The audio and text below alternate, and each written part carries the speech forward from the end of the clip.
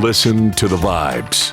Welcome, everyone, to another episode of Listen to the Vibes. And I have here my buddy, Matthew Arrowood, and he's all the way in Houston. We're going to learn a little bit about him, but we're just going to talk about whatever today. This is going to be a free-for-all day. So my favorite. Exactly. So tell us about you.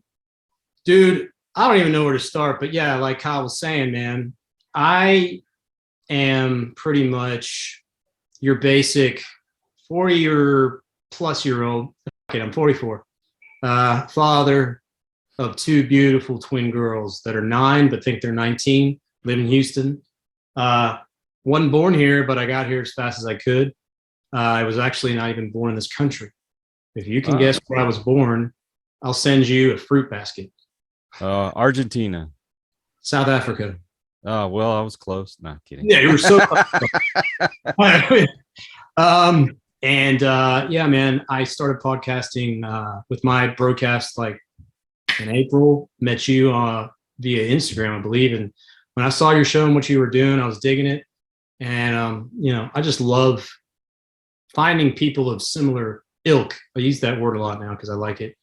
But, dude, I know everybody's got their own reasons, right? Yeah. I think yours was a lot. I think yours was a lot more like where mine is as far as why did you start? Like why do you podcast? Why do you do what you do?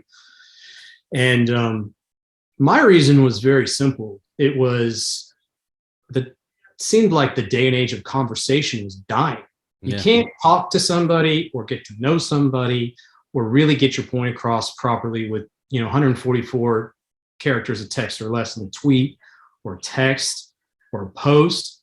All that. I mean, it has its place, but it's ridiculous. The time for real conversation, I think, now more than ever, needs to come back in person. Like this is even enough, but it's face to face. I see you.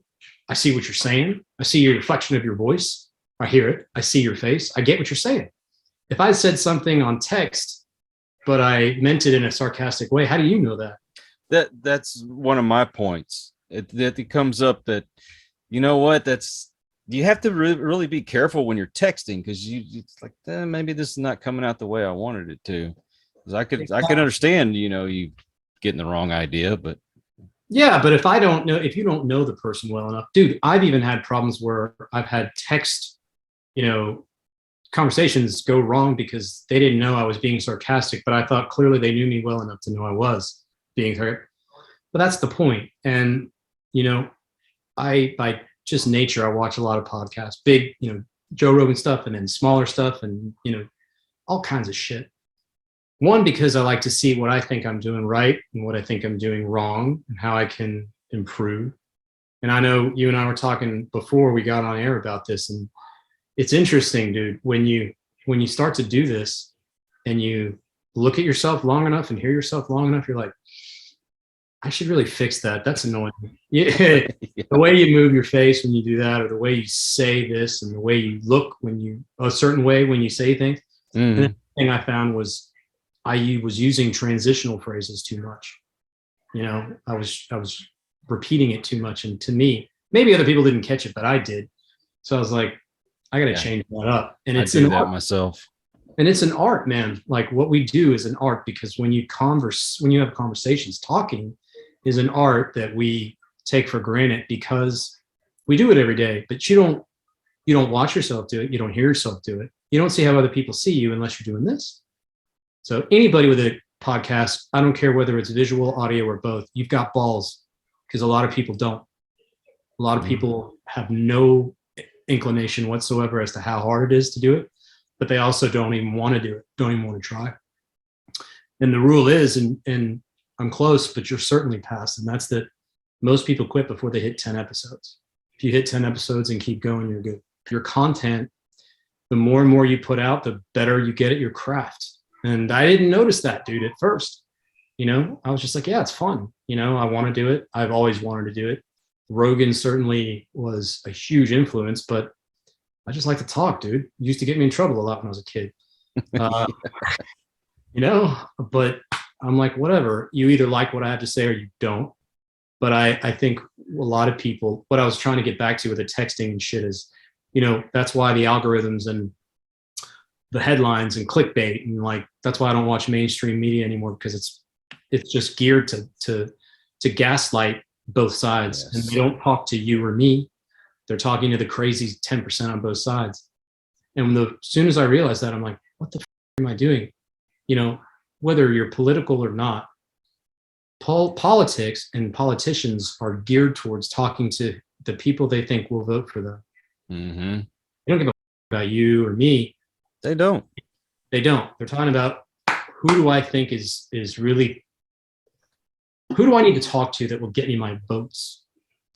And never mind that. Before we get to that, mainstream media's job is to either make you scared or make you addicted. So if it bleeds, it leads. If it's fear, it sells. And it's bullshit. All of it's bullshit. Oh, and you can, watch, do you ever watch, or have you ever heard of Breaking Point, the podcast? You know what? I think I have. You will love it, dude. It's with Crystal Ball, and she's hot, which doesn't hurt. Swing. Yeah. She is something else. I'd love to have you on the show, by the way, Crystal, if you're watching. And then her counterpart, Seeger. I'm saying it wrong, and I apologize. They are both. So he is a right-wing conservative guy. She's more of the left-wing liberal Democrat, right? But they both work for Fox, MSNBC, bigger affiliates. And they break down the bullshit and they tell it how it is. They've been on Rogan a couple of times. They are outstanding. They used to be on The Hill, and then they were like, you know what? Okay. And they made their own. And it's called The Breaking Point. And it is 15 minutes of no bullshit.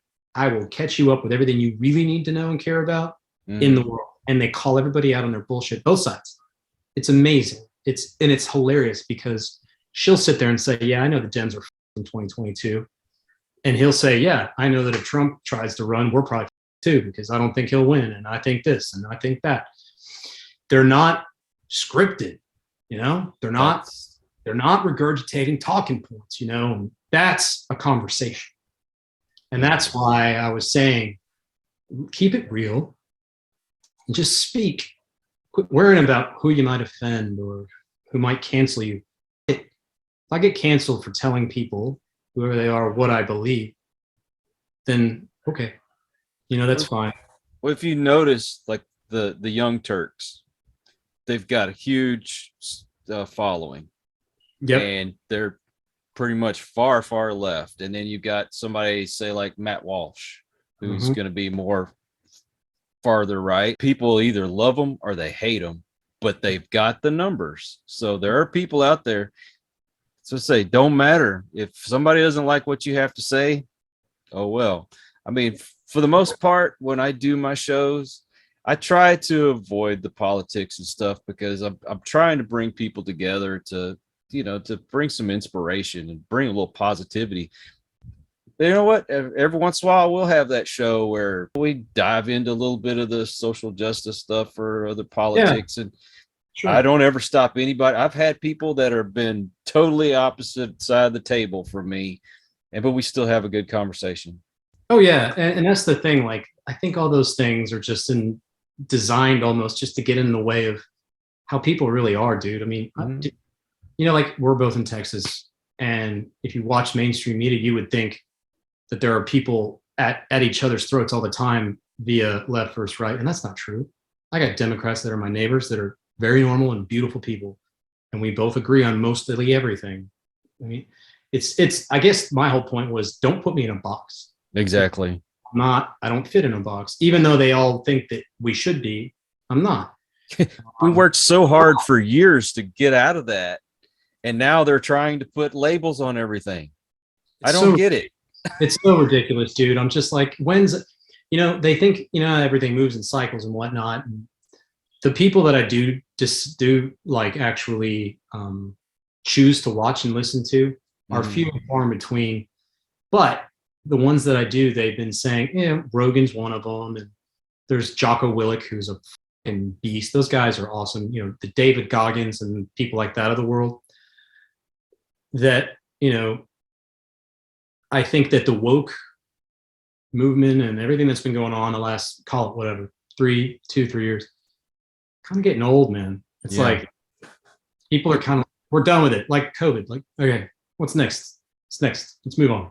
And we're bombarded with it on a daily basis. And it doesn't, even if you don't watch television, it's in the comic books, it's in the movies, it's in, you know, it's everything.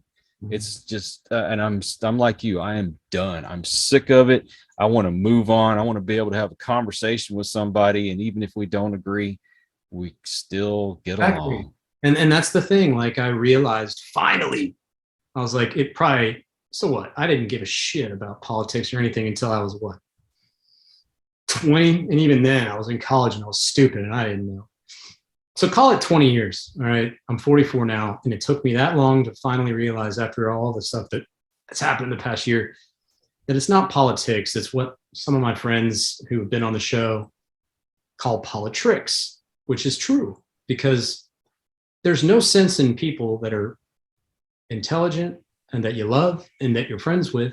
Why would you get into an argument about something you're never going to change their mind about? It's not like you're going to say something and they're going to be like, oh, you're right. What I've thought about for the last 15 years and what I believe in. You're right. I'm wrong.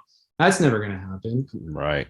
And what is it? It's not worth alienating yourself or losing a friend or a family member's love or trust over something as stupid as politics that aren't even really talking to you and me. They're not really. So that's why I was, and that's why I saw it. A lot of my friends on Facebook when the whole shit was going down back, you know, during the election and all that. And I'm like, damn. And I got stuck into it because I thought I had to combat, you know, I thought I had to stick up for my tribe, you know, but then I realized this is dumb and it's just a waste of energy. And I hadn't brought it up before, but you ever heard of Ryan Holiday, the author? No, I don't think I have. No. I think you might dig his stuff, dude. He wrote a trilogy of books, and it's all about Stoicism. And the first one is The Obstacle is the Way. The next one is Ego is the Enemy. And then the third one, I always forget the name of the third one because I haven't gotten to it yet. But it teaches you all about Stoicism. And it talks about how it's okay to choose to not have an opinion about things, like you just said. We can have a conversation. I don't care if I don't agree with you or not, but it's about you're never here, you're right here, you're focused, you're always never panicked, you're always focused. And no matter what the obstacle is, you either go over it, around it, under it, or through it. And no matter what the obstacle is, it's the way, because it makes you stronger by getting through it. And how you're supposed to look at adversity and obstacles in your life as a blessing, because they're teaching you, it's giving you the answers as to how do you get through that so that if it happens again, you've got the notes, you know how to do it. Doesn't matter what it is. It could be the worst, most terrible thing you can think of that's completely insurmountable.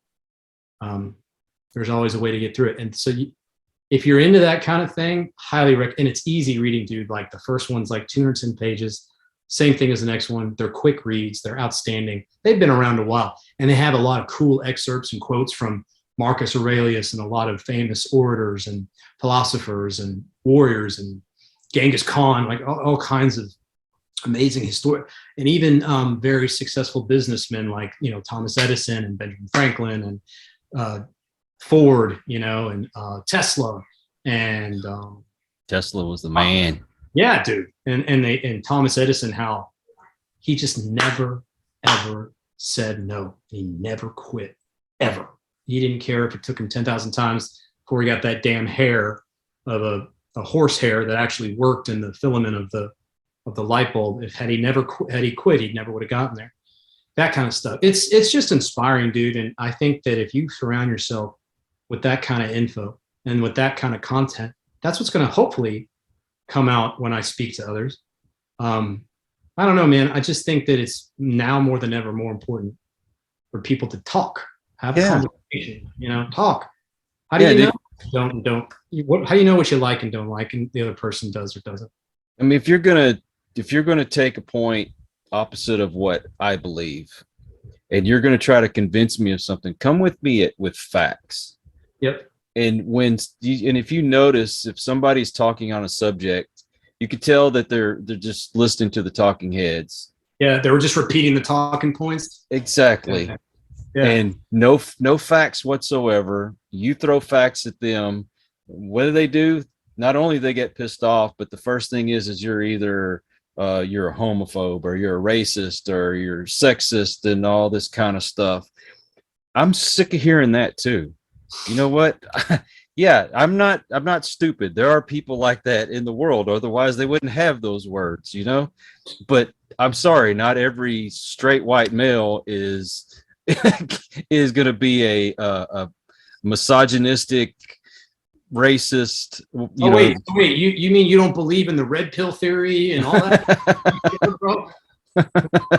I'm really sick of it. And anyway, I guess back to the whole thing about, conversations and shit like that. That's why I started doing what it is, the podcasting. I think anybody, like I said, if you've got the balls to even do one, I respect you. Yeah, because it isn't easy.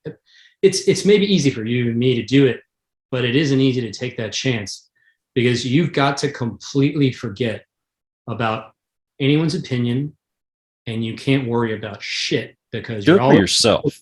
Yeah, you're always going to piss somebody off. You're always going to be, you're always going to be graded by different people, by different things. Like, why is your background like that? Or why is your sound sucks or this? I've seen all kinds of comments about that kind of shit. And I'm like, either one, that's a bot, or two, you're a 16-year-old eating Doritos in your mom's basement, bro. I don't give a fuck. You're a troll. What? I don't care about that. That's why I steal it because it's so awesome. But when Rogan says post and ghost, it's true. But I'm not on Twitter. That's the one thing I can't, because I hear so many toxic stories about it. We can do this stuff. Like if I could do podcasting without social media, I would do it. Yeah. Unfortunately, you have to have some form of social media. Yeah, man. I mean, there's times where I feel like a prostitute because I'm trying to post, or I'm doing this or doing that. But really, if you look at it, they're using you, use them back, use them as a tool. I don't give a shit what you do with my data. Fine, use it. I get people that give me advice, and they're always giving me crap because I don't post all the time. But so, I get on there, I post my videos, what have you, and then I'm done. And if I see something come up that, say you had a post up and you were on my feed, I'll take the time to read it and I'll like it and comment on it. Just courtesy to me, Yeah, sure. I'll always if I see somebody's post, I always give them love, dude. If I know them, or if I like them, or if I just like their stuff, give them a like, dude. It's not like it doesn't take anything away from your day. Just 2 seconds to do something like that. No shit. Even giving somebody a view on a podcast doesn't take anything out of your day. It's just one of those things. But it's been very short time. Just started in April. Pleased with what we've done so far, but what's so funny is like every time you do it, it's like I'm better. I can do that better. Yeah. I can say that differently. I don't want to do that at the beginning. I want to do that at the end. That's the beauty. Like, you could just always change. And there's nobody to tell you what you can and can't do. Yeah, definitely don't stay satisfied with what you're doing. 100%. You'll never improve, and your shows will suck if you just think, oh man, this is all perfect. I always find something in my videos that I've done wrong, and I'll have people go, that was such a great interview. And I'm like, but yeah, I kept saying and it drives me nuts when other people do it, and I find myself doing it. I just said and I shouldn't. It's a bad segue, dude, but there are a lot of tricks to where you don't use ums and ahs, So I did this bullshit Toastmasters. You know what that is? You ever heard of that? It's a public speaking club. Okay. Present. I just did a long Yeah. But it tells you tricks, and you should never ever You should have 5 transitional statements that you use, that you pull from.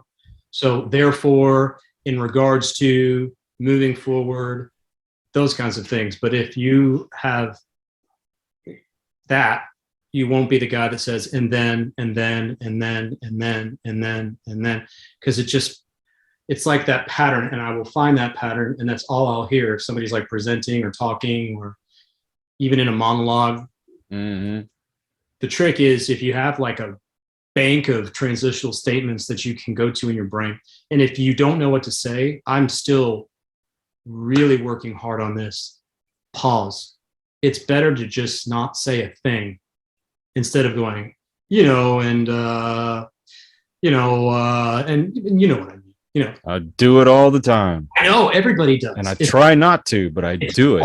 It's an art, and I certainly do it all the time. But my point is if you really concentrate on what you're saying, if you don't know what you want to say, or if you can't think of the word, you can say, I can't think of the word right now, but I'll get back to that. Or pause, just stop talking. It's so much better, even if it even might make it more dramatic, instead of filling the shit with ums and ahs. Anyway, the joke was, so in these seminars and shit, you can go back and listen to somebody, and there are some speakers that do it for a living, motivational, business, whatever. And you can go back and they have 5 minutes worth of air going, like 5 minutes if you cut it all up. Wow. You should never have more than 5 ums or ahs. Like they would sit there in the back, and they would sit there and tally it, like how many you did. And you don't know it unless you're thinking about it. And I know that there are people that are very good speakers and who can even write very well. In conversations, let's say, you're very articulate. You know how to speak. But you don't use words you don't know what they mean just because you're trying to sound a certain way, because then it'll become a contrived conversation. Like Michael Scott. Yes. Yes.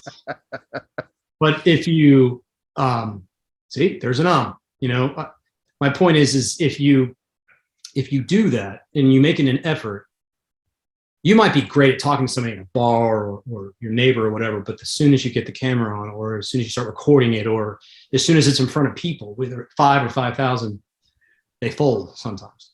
But if you know, just talk the way you always talk, and if you concentrate on that, it helps me, and it has helped me. There's a lot of presentations I've given in my career that are boring as but I know that I'm presenting it better than the next guy. I'm very confident in that. If you put me in a hall and you have 5 presenters, I'm not talking professionals, I'm talking normal businessmen. I'll be the best one most times, unless you're some awesome, charismatic CEO kind of person, But let's take Elon Musk. That guy is an absolute treasure. He is a genius. He's probably not even human. I want to meet that guy. Oh, I do too. But have you ever heard him talk? Yeah. Well, he's autistic. I know. But even that, he's not a good public speaker. So you'll see he doesn't do it much, And they've talked about it on Rogan. Like his autism is what makes him extraordinary. He's most times, if I'm not mistaken, most geniuses like that are usually they usually have something like that attributed somehow. I don't know if that's true, but he's certainly not human. I think he was made in a lab. He's just too smart. And he's humble. That's what gets me. The guy is a billionaire, richest guy in America, and he is just he doesn't even live like you wouldn't know that he was a billionaire by the way he usually dresses and way he lives. Who wins in a fight, Bezos or Musk? Good question. See, I think I just put you in the bro science speed round and you didn't know it. My bad. I'm awful. I'm terrible. When you're a guest on my show, that's what I'll put you through it. But yeah, who wins in a fight? Well, Elon, I think Elon will because he's smarter. He's kind of like Batman. Exactly. And I think he does jujitsu. Does he really? I think so. I don't know so. But yeah, I think he beats the fuck out of Bezos, personally. And I would love that because I know Bezos is an amazing businessman or whatever, but something about him. Elon Musk is Batman, though. He's like Bruce Wayne. He's the closest thing to Tony Stark or Bruce Wayne we have in the real world. Yeah. For sure. For sure. And he lives up here close to us. So yeah, I love how he brought everything to Texas. Have you ever driven by the manufacturing plant that he's building in Austin? I think they said it takes 3 to 5 minutes to drive by going 60 miles an hour. Yeah. So my family has lake house in Lake Buchanan and Burnett. So when I'm driving up 70, if I drive up 71, you pass it once you go through like right on the 130 toll road. Yeah. And I didn't even know I didn't even know it was there. I knew it was around, but I didn't know where. I was stunned. Like I had to slow down. I was like, holy shit. It looks like if Tesla had a building, that's it. I mean, it's like a Tesla car, but it's a building. It makes other buildings look stupid. It's like, It's amazing. I mean, they have like Tesla Road exit they're making, and it's like I think it has its own zip code or something ridiculous. I wouldn't doubt it. But it's gorgeous, dude, and it's all see-through. So there's all these huge glass panels on the walls that just go on and on and on, and they're like at this slant, and you can see right in almost, it seems like, through the whole building, and you see all the manufacturing lines and all the machines they have set up. Dude, it looks like Terminator, when they go to Cyberdyne system, that's what I was showing you. That's what it looks like. One of the contributing factors to why he's successful is that he reads at least 2 books a day. How do you do that? He's a speed reader, from what I understand. Yeah, he read, and I think he also said he has a very hard time settling down. Like he can't stop coming up with ideas. His mind is on just a different level than most humans, and it's such a high performance brain of his. He can't not think of inventions and ideas and how to improve. Like you're going to space, you built a car, and you're trying to figure out how to build a subway tunnel system under LA to fix traffic. You're trying to fix traffic. I mean, okay. And then you've got, all these things, and you want to go to Mars. And dude will probably end up dying on Mars. Like he'll be the first dude on Mars. He'll be the first one that has a cemetery plot on Mars. There you go. And he'll deserve it, man. Oh, I hear that. Hey, why not?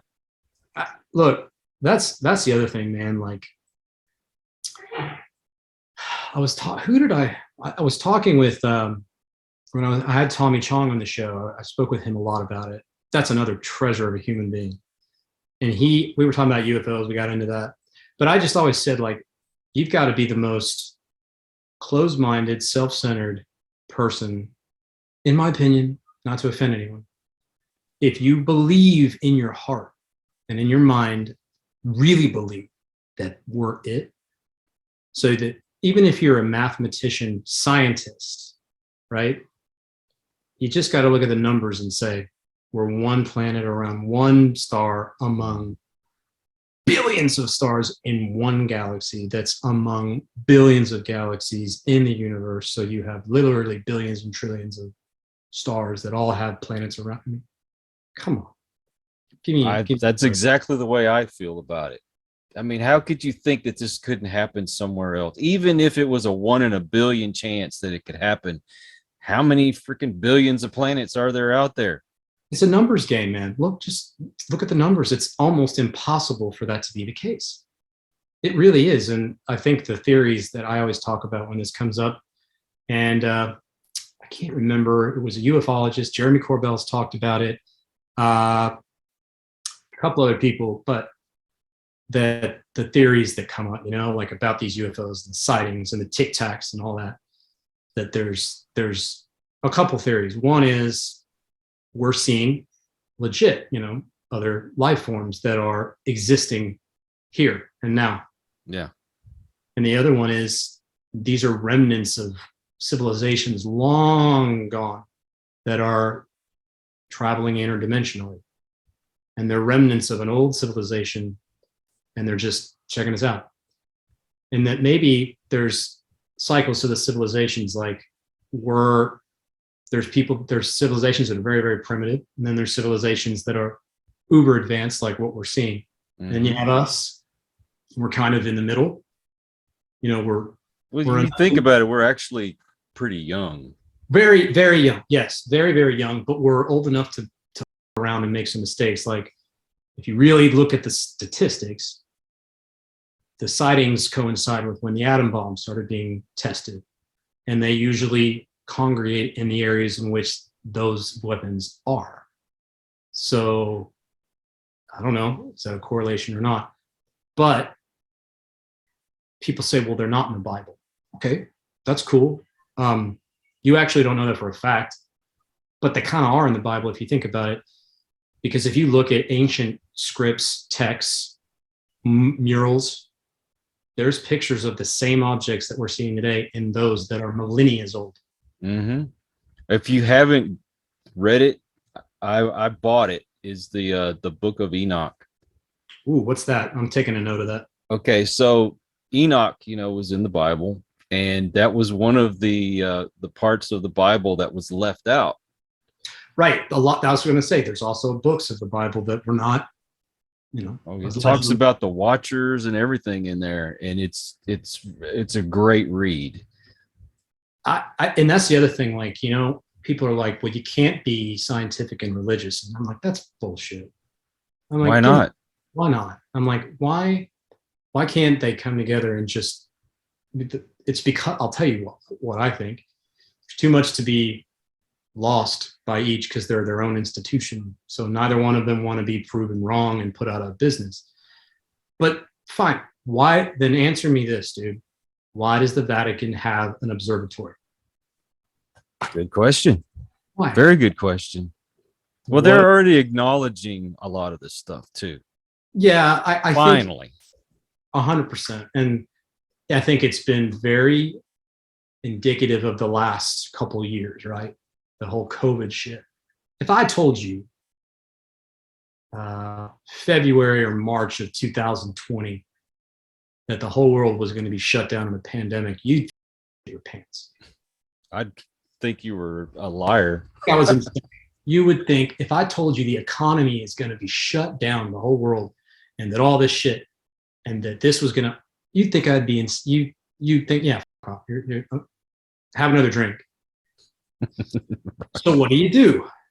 You slowly let it all out so that before you know it, you've got all the information in front of you, but I've given it to you real slow and easy. Just like Whitesnake says, take me down slow and easy. Dude, that's one of the best stripper songs. That's the other thing. Whitesnake, do we need to do an episode where we just talk about what songs are relevant in what situations? That's an idea for a show. But that's a good one. It is. Whitesnake, and there are a lot of other bands, but Whitesnake is one of the bands that's like made for strippers, just period. Still of the Night, down slow. And by the way, if you've ever been to a strip club, not saying I have, but you're always going to hear one of those, dude. Always. You're always going to hear Cowboy by Kid Rock. You're always going to hear Cherry Pie. I mean, you're always going to, it's like those stripper classics. But they gave it to us slow and easy. And I think the same thing for sure is happening with the UFOs. And I love how they have to say, they give it a new acronym. The UAPs, I'm like, that's just dumb, but okay, that makes you feel better. Unidentified aerial phenomenon, what's the difference? I get actually why they're doing that, because they're saying it's a phenomenon, not necessarily a object. It can be intelligent. So I get that. That makes sense. But anyway, I think that's what they're doing. And it's funny how it all correlated. Nobody gave a aliens were being seen and whatnot, but everybody was paying attention to whether you wear a mask or not. So it slipped. You and I can probably go all night long talking about all the things that we think and know to be true as far as what's being kept and what's not and all that stuff. But I just think that why wouldn't you be at least open to the idea of the possibility that it is something, whatever that thing is, that you don't know, and leave it at that? I don't think we all need to agree on what it is. We all have our own, but until they come and they like sit down in front of the White House lawn and get out and say whatever they're going to say, everyone's going to have their own opinions. But I just think it's sad, dude. Like, why? It's just interesting. And if you don't think it's interesting, that's cool too. But do you want to be alone? This was, we've got to do this again. This was absolutely, this is one of the more fun ones that I've had in a while. I appreciate it. Me too. I like I said, it was good. I really liked it. Genuine. I think everybody will like it. They should. And you know what? If they don't, yeah, it is what it is. You know, not everybody likes Kiss, and not everybody likes Van Halen, but they're two of my favorite bands. But there's still something wrong with you if you. Thank you. But appreciate your time. If you're new to the channel, thank you for stopping by, and please come back. We need your support. And for those that are regular, I can't say how much I really appreciate y'all getting my numbers up, and man, the views are coming on like crazy. It's been a crazy ride, a wonderful ride. It's been a few years in the making, but it's happening, man. It's happening, and it's because of everybody out there that's either listening or watching us. So until the next one, please take care. God bless, and peace. We hope you enjoyed this episode of Listen to the Vibes. You can catch us on Buzzsprout or wherever you listen to your favorite podcasts, and on YouTube. Follow us on Facebook at The Vibes Broadcast Network